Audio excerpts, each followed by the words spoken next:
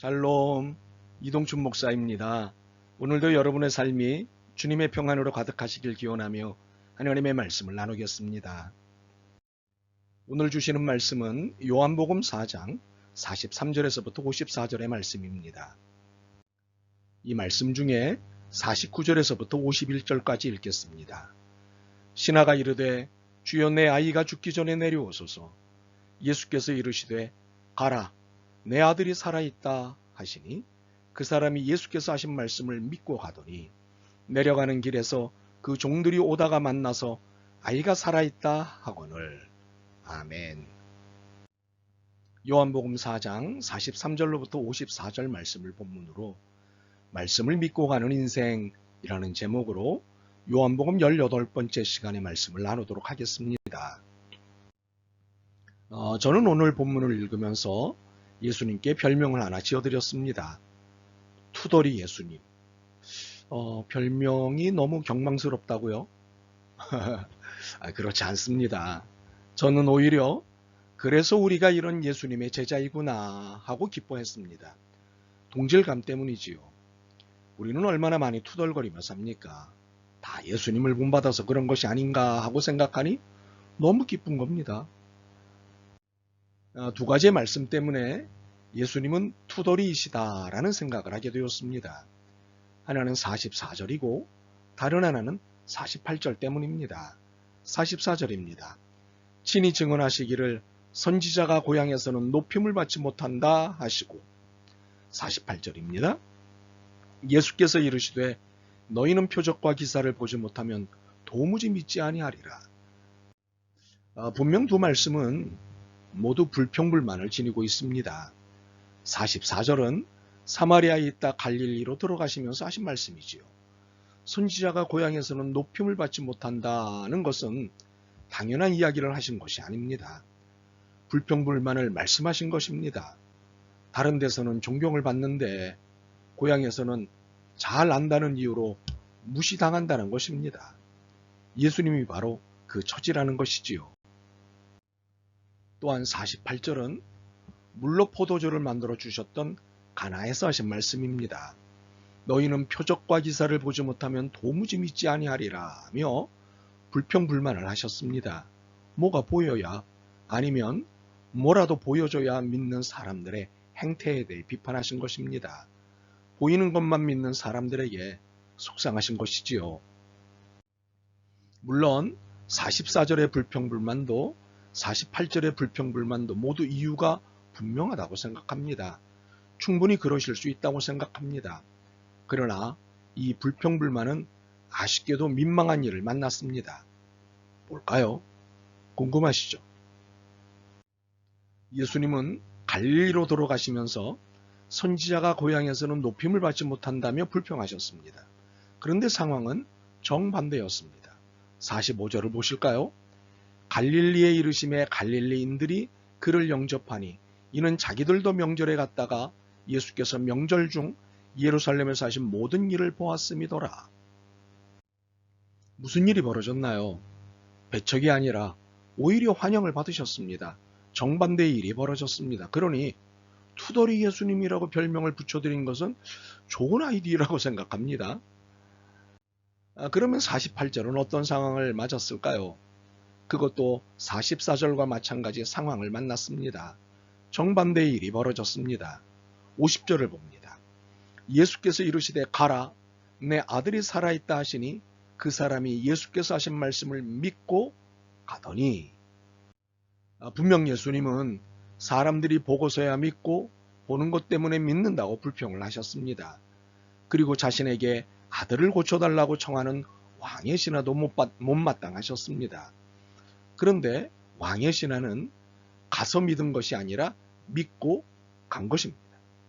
정반대의 일이 벌어진 것이지요. 그러니 투덜이 예수님이라고 별명을 붙여드린 것은 좋은 아이디어인 것 같습니다.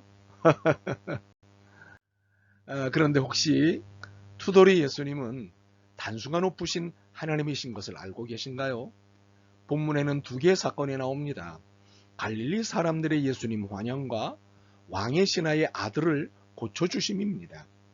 분명 사건은 둘입니다. 별개의 사건입니다. 그런데 이 둘은 투덜이 예수님이 의도하신 하나의 사건입니다. 어떤 의도셨나요? 믿음을 자극하시려는 의도셨습니다. 자, 봅시다. 왜 요한복음 기자는 사마리아인들의 이야기에서 곧장 왕의 신화 이야기로 넘어가지 않고 갈릴리 사람들의 이야기를 집어넣었을까요? 45절입니다. 갈릴리에 이르심에 갈릴리인들이 그를 영접하니 이는 자기들도 명절에 갔다가 예수께서 명절 중 예루살렘에서 하신 모든 일을 보았음이로라. 이들이 예수님의 말씀과는 달리 배척이 아닌 영접을 하였습니다. 그런데 45절은 영접의 이유를 이렇게 설명합니다. 자기들도 명절에 갔다가 예수께서 명절 중 예루살렘에서 하신 모든 일을 보았음이더라. 그들이 예수님을 영접하는 이유는 기적 때문이었습니다.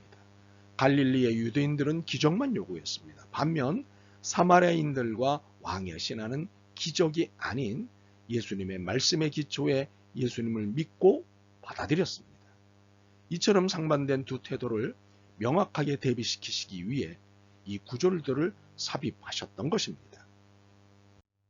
그러므로 투덜이 예수님의 의도는 사마리아 사람들의 행위와 갈릴리 사람들과의 상반된 태도를 보여주심으로 믿음은 보는 것이 아니라 믿는 것임을 말씀하고 싶으셨습니다. 그리고 사마리아 사람들의 행위와 왕의 신화를 통해 믿는 것이 믿음이다, 보는 것이 아니다를 말씀하고 싶으셨습니다.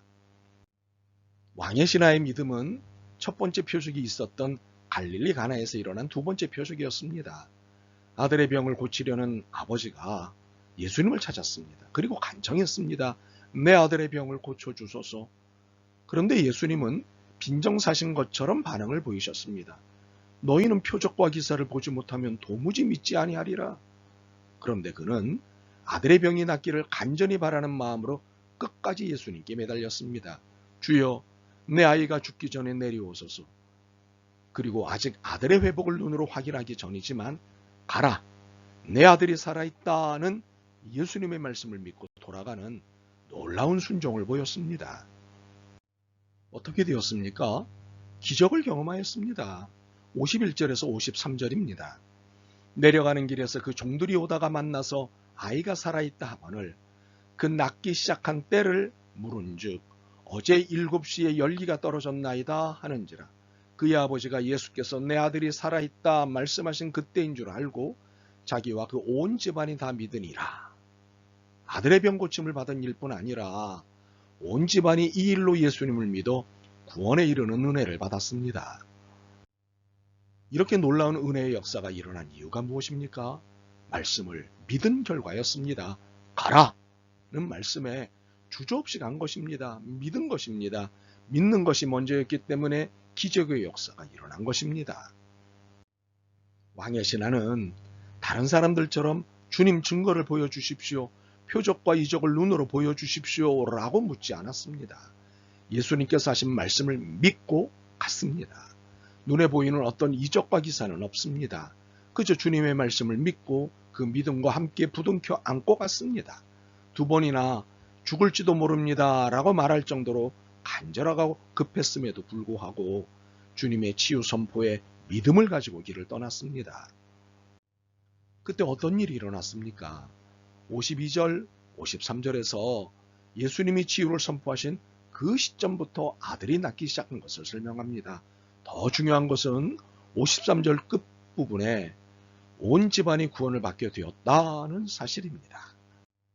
이처럼 왕의 신하의 신앙적 행위는 예수님의 말씀을 의지하고 믿고 그대로 간 것뿐입니다. 가나안 땅을 앞에 두고 아직 물이 갈라지지 않았지만 믿음으로 요단강에 들어간 이스라엘 백성처럼 왕의 신하도 아무 증거도 없었지만 믿음만 붙잡고 그저 뛰어든 것입니다. 그때 주님은 치유와 구원의 복을 주셨습니다. 이처럼 말씀을 믿는 것이 믿음입니다. 보고 믿는 것은 온전한 믿음이 아닙니다. 물론 보지 말라는 것 아닙니다. 확인하지 말라는 것 아닙니다. 보고 믿는 것도 믿음이고 확인하고 믿는 것도 믿음입니다. 그러나 보고 믿고 확인하고 믿는 것은 온전한 믿음이 될 수 없습니다. 왜냐하면 의심과 불신을 전제로 하기 때문이지요. 물론 불신과 의심이 믿음으로 안내하는 초등교사의 역할을 합니다. 그러나 안내자이지 믿음은 아닙니다. 온전한 믿음은 말씀을 믿는 것입니다. 특히 말씀의 약속을 믿는 것입니다. 50절입니다. 예수께서 이르시되 가라 내 아들이 살아있다 하시니 그 사람이 예수께서 하신 말씀을 믿고 가더니. 그리스도인은 말씀을 믿고 가는 인생을 사는 사람이어야 합니다. 오직 말씀, 오직 믿음으로 사는 사람이어야 합니다. 눈에 보이는 것을 좇는 사람이 아닙니다. 사실을 확인하고 믿는 사람이 아닙니다. 그리스도인은 믿는 사람입니다. 성경에는 참으로 많은 약속들이 있지요. 이 약속들을 다 믿고 따르는 사람이어야 합니다.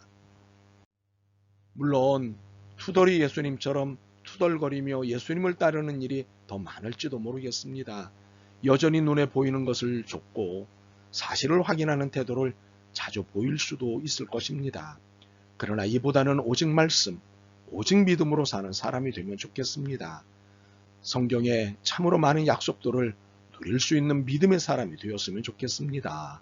아멘. 주님의 말씀을 믿고 따르는 것이 진정한 삶인 것을 깨닫습니다.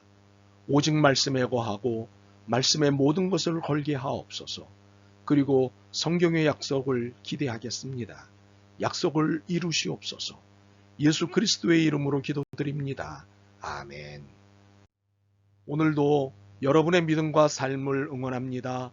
사랑합니다.